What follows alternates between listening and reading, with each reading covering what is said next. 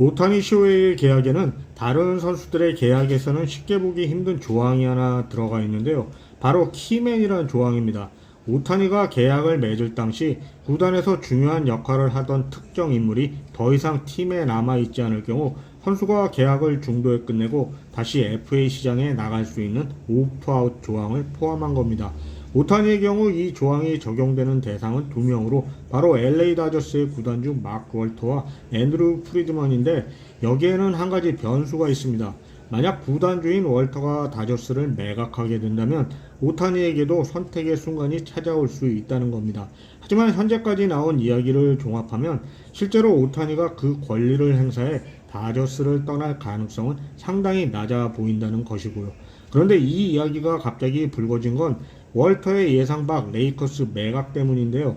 월터는 2025년 10월 버스 가문으로부터 레이커스를 100억 달러에 인수했고 NBA 승인을 거쳐 새 구단주가 된 지 1년도 지나지 않았는데, 이번에는 조시 쿠시너와 밥 아이어에게 레이커스 지분을 125억 달러에 매각하기로 하면서 월터가 레이커스에 이어 자신이 보유한 다른 자산까지 정리하려는 것 아니냐는 이야기가 나오기 시작한 겁니다. 여기에 월터의 사업 영역을 둘러싼 연방 수사 관련 보도까지 나오면서 이런 관측은 더욱 커졌는데요.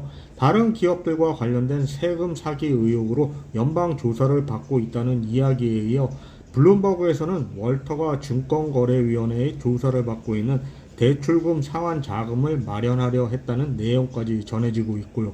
하지만 여기서 반드시 구분해서 봐야 할 부분은 현재 다저스가 매각 대상이라는 계획이 나온 것은 아니라는 겁니다. 오히려 다저스 구단 측에서는 레이커스의 매각과 다저스의 상황을 별개의 문제로 선을 긋고 있는데, 이와 관련해 다저스의 최고 경영자 스탠 캐스티는 수요일 다저스 스타디움에서 취재진을 만난 자리에서 레이커스 매각은 월터가 좋은 매각 기회라고 판단해 내린 결정이라는 취지로 설명하면서 다저스에 영향을 줄 이유는 없다고 강조했다고 합니다.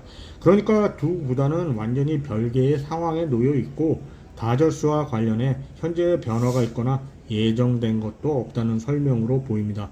그럼에도 이 이야기가 계속 주목받는 이유는 바로 오타니의 계약 때문인데요. 오타니는 2024 시즌을 앞두고 다저스와 10년 총 7억 달러 규모의 계약을 체결했습니다. 그리고 이 계약에는 마크 월터와 앤드루 프리드먼이 팀을 떠날 경우를 고려한 키맨 조항이 포함되어 있었던 것이고요.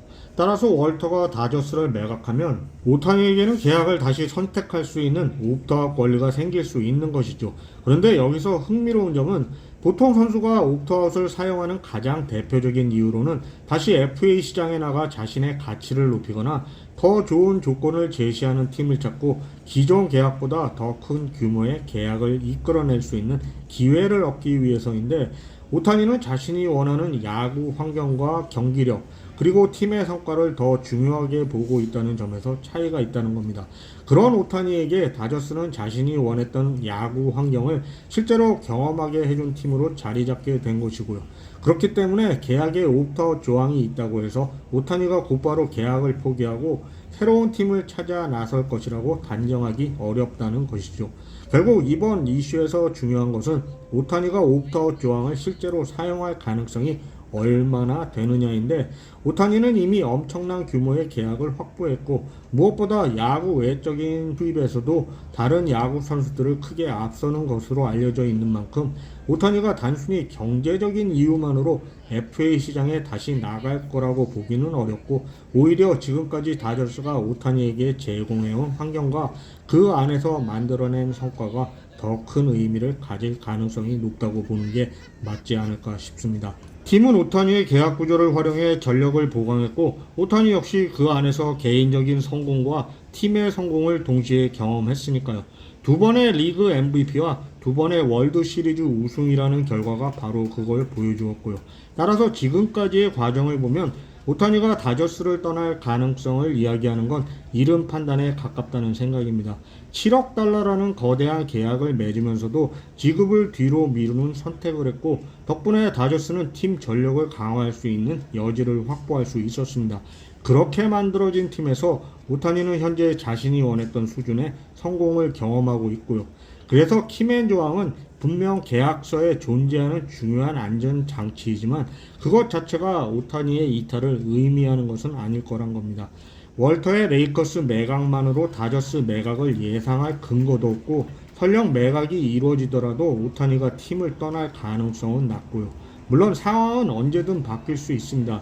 특히 월터를 둘러싼 여러 의문이 남아있는 만큼 앞으로 움직임은 계속 지켜볼 필요가 있을 것이고요.